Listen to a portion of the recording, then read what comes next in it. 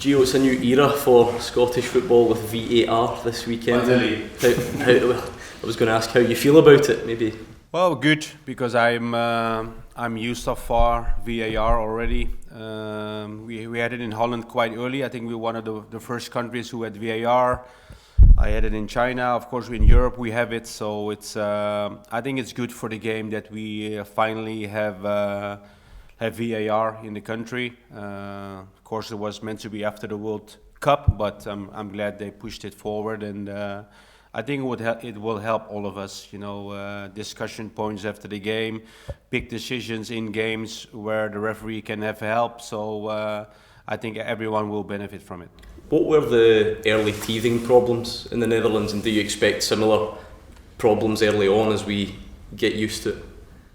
Well, I mean, in the end, it's still the VR who decides. If you have decisions, offside or not offside, you cannot. It's offside or not offside, and especially with penalties or red cards, it's always the interpretation of the VAR as well, because that's also a referee. So those moments, I think, will still be there. In the beginning in Holland, it took a while. Took a long time before decisions were finally made. So you had to wait a long time on the pitch. So maybe that's something that won't happen here. Of course we need the right decision, but you don't want to stay for minutes in the game and have 9-10 minutes of extra time in the end. So, but overall, I think the most important thing is that the decision will penalty or not, offside or not, that will help a lot. Do you think it will benefit your players having had experience of it in European competition? Maybe it won't be such a shock as it will be to some other clubs. Well, and I told the players as well. It's both. It goes both ways. Yeah, it's positive for you. I remember, the game we had in Europe, of course, with the penalty or Dortmund away, the handball. But it will also be against you if you have handballs in your area. So, but my players are used to in Europe, and now we have it every game. Just one final question from me, if you don't mind. Your predecessor here, Steven Gerrard, lost his job last night. I wonder if you had any thoughts on that, or even more generally about the shelf life of football managers at the moment. No, I mean, it's, first of all, for Steven, of course, it's, to get sacked yesterday for him personally. Since I joined here, I have regularly contact with Steven about, his time at Aston Villa and of course the games we play at Rangers. So, it's something, it's part of your job. I sent him a message as well this morning. So eventually I think all managers will face it at one time, and it's not what you want, because we all dedicated to our jobs. We give everything to get success to the club, but if that's not going well, the pressure is on you, and as an old player with playing in these circumstances with high pressure, I think he's familiar with that, and for sure he will learn from his time at Aston Villa again, also with his time at Rangers, to become a better manager for his next job. Gio, just going back to VAR quickly, you said that in Europe it goes both ways, that Dortmund game for and against you. I've been speaking to lots of different fans and managers before the introduction this evening, and some people feel that it may benefit bigger clubs because they're attacking more. Some feel it may benefit smaller clubs when they come to the bigger stadiums because perhaps they don't get decisions, just naturally they wouldn't get decisions as much because of the crowd against them. Do you feel they will benefit bigger clubs, smaller clubs, or do you feel that over the season it will just equal out? Well, I don't think it's about benefits to bigger or smaller clubs. I think in the end it's all about how many times you come in situations. If you're playing against a really defending team, deep block, only defending in their own box, of course there will be many situations where it might be a penalty, offside or not. I don't think it's the bigger club or the smaller club. It's just, where does the game happen? Does it happen in your own box or in the box where you're attacking? And of course with set pieces, those are moments. But in the end, if you are a dominant team, you will always have more moments and situations happening close to the goal. Just going back to Wednesday night, we spoke after the game, and you said you understood the fans' frustrations and that you needed to improve. What have you done on the training ground over the few days coming into this game, or what do you plan to do to improve again for Livingston? Well, I mean, of course, it's short day. I mean, we have only two days to prepare. Of course, it's always the third game already in 6 days. So, but I think the message is clear. Also, what I said about after the game, I think we were 60 minutes. We were playing really well. First half was really dominant. The only thing we can say is that we didn't score the goals we needed to score. 3-4-0 time and at halftime would have been there, and then you have a whole different game. Of course, with 1-0, it's very close, and especially when the last 25 minutes in the game, we didn't became better. We went from playing good to worse, and that's what we need to improve. I think especially when you see the last half an hour, I think we struggled in keeping our structure. I think that's the most important thing for me, to have that for 90 minutes tomorrow, and that was also the focus we had in the last couple of days. Gio, you obviously, when you go into most clubs, winning is everything, getting the result, getting over the line, but is there pressure at this club to win in the right manner and to entertain the fans as well? Well, of course. I mean, it's obviously, because we won the 5 last games in domestic league. We won. I think a couple of games very convincing. Of course, the 4-0 wins. But then again, in the cup, when you go through to the semi-finals, it's very positive. But I can understand the last 25 minutes, the frustration. I had the same, and that's because the big teams, the big clubs, the standards are really high. It's about winning games, but also, as you said, you need to entertain, and you have to win in the right manner. So that's something we need to improve.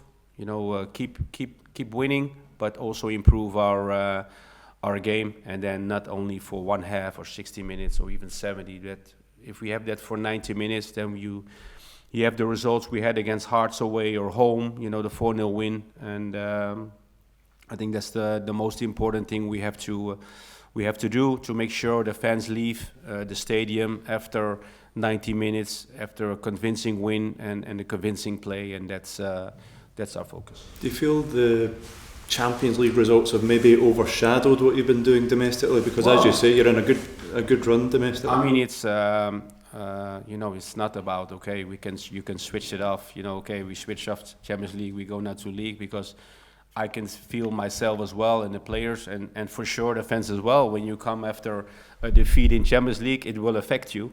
It's I think we changed to domestic really well after the defeats, but still it's part. We're all human, and if you have bad results, it will affect you. And the most important thing is to react and to make sure that your emotional state after games, you will have to leave it as quickly as possible, because the next game is already there. I think that's the main focus I had, and also the players had, to feel the emotion of the defeat, but then again switch to the next game, because the next game is always the important one. Gio, what do you say to your players when their standards drop?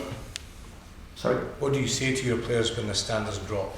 Well, I mean, I think that's the most important thing, and it's to keep doing the things you are doing, and we have we watched the clips back from Wednesday, and if the structure was right, the players are in the right positions. Of course, you have situations in games where you can play a bad pass, or the control is not it's not there at the moment. That's part of football, but you can have your structure, because the structure gives you the best possible solution when you have the ball, but also when you don't have the ball, and that makes it so much easier. And if you look back all the games we play well last season, this season, spells in games we played really well in Champions League as well. We always had the right structure. Once your one or two players are out of position or not doing his task, then your whole play will be affected, and that's what we've shown them. Do you think the team's become a bit too passive? Like the intensity levels have dropped to a level that you'd like to see improved? No, I think the intensity is there. I mean, the first 60 minutes it was there. The intensity, because we didn't give anything away. The intensity we had against Liverpool or the games we won. I mean, it's just, again, intensity needs to be there, but not only for a part of the game. And of course, when you are 3-4-0 up, you will demotivate your opponent, and then, the intensity, gets dropped a little bit, but it's the nature of the score in games. But as I said before, 90 minutes, you have to be there. When we are there for 90 minutes with our intensity, with our structure, we will win a lot of games. You've obviously got a few players, long-term injuries: Tom, Connor, Phil, John. We can go on. You can go on, yeah. But kind of key players for you. No, I mean, of course it will affect. If you see and I go back, really far with Giannis. Giannis Hadji he's one of the most creative player we have. He has a long-term injury. He's in the final stretch, so I'm really happy for him. If you see Antonio, how he came in, he's one of the players who performed really well, but he's still available.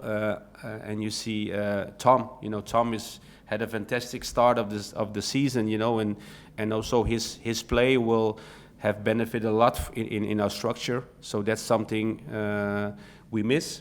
Of course, with Goldson out now recently, and Suter and Hellander, we are really short in central defenders. Last season we were short in strikers, but Leon's come in, James Sands, we have Ben Davis, of course in full strength, but I think we are affected by players who are not available. So sometimes you need to adjust a little bit, but in the end, you want to keep your structure. Given your short, Gio, would you expect to be doing a bit of business in January then, in terms of bringing players in?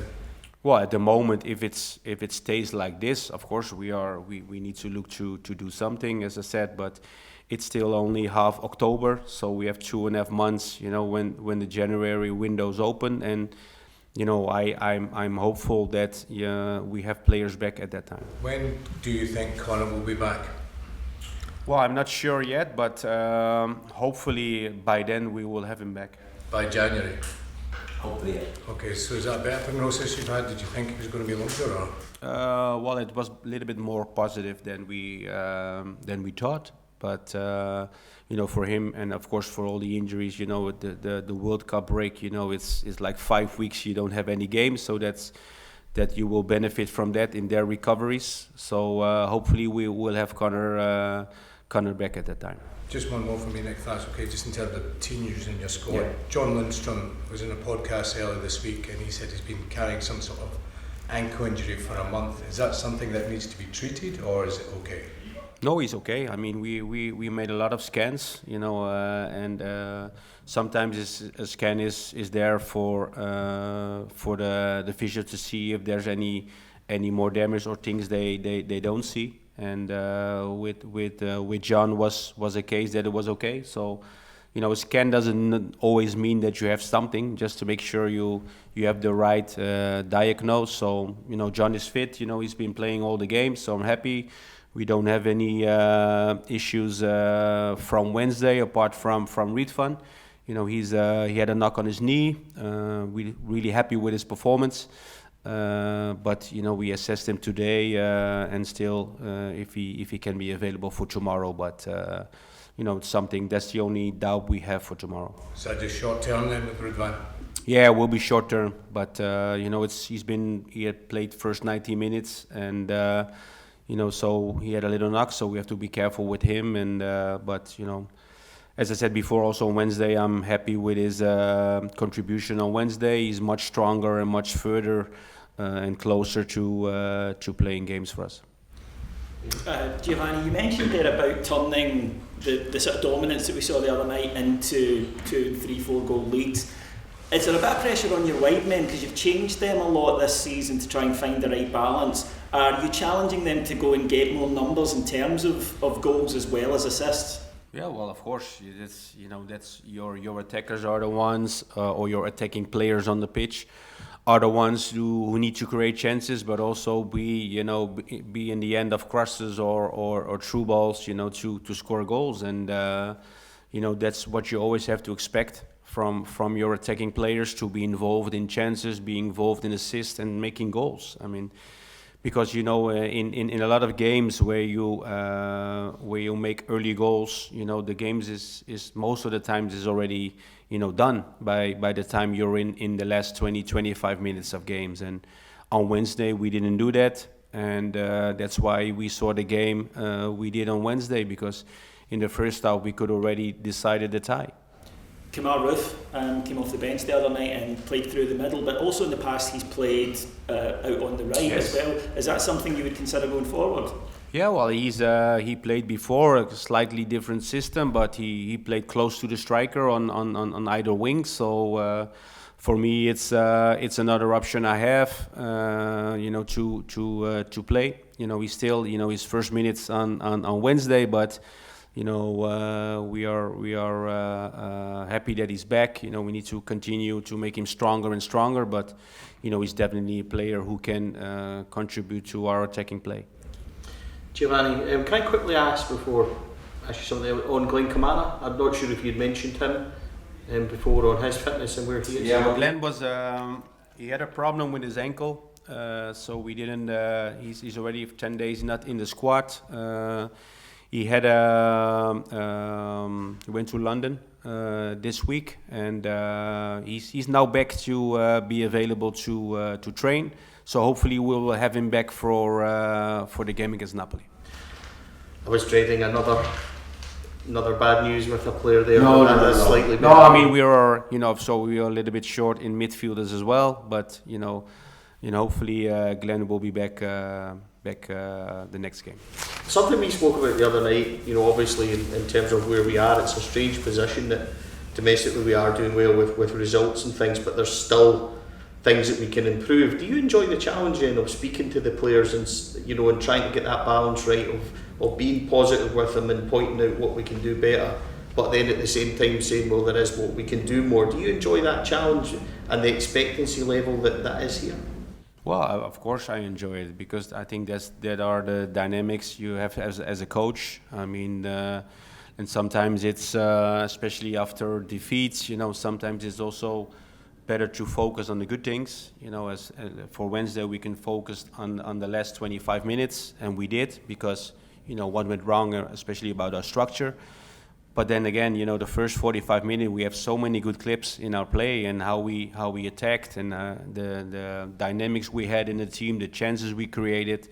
So it's to find the right balance. You don't want to talk only about negatives. You have to have a right balance. Okay, we're doing things right. We need to improve that, and we have to make sure that why do we drop in games? And for me, the most important thing is the structure, and that's what you have to address to the players. Make sure they won't come in situations again where we drop our structure, and that's the dynamic. And when you were a manager of Rangers, or even playing for Rangers, I did, in back in the 90s, it's a long time ago, but I mean, you always feel that, I was, in these kind of clubs you have to win, but you also have to win in a convincing way, and that's a standard we all have to keep, and that's also, what I have to address to my players.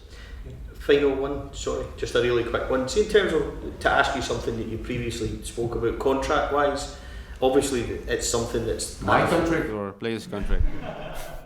Players' contract. I hope there's nothing going on there with you, but obviously that's forefront for the supporters, Ryan Kent, Alfredo Morelos. Is there anything close-wise, and are you pushing on for them to try and get some clarity going forward for the...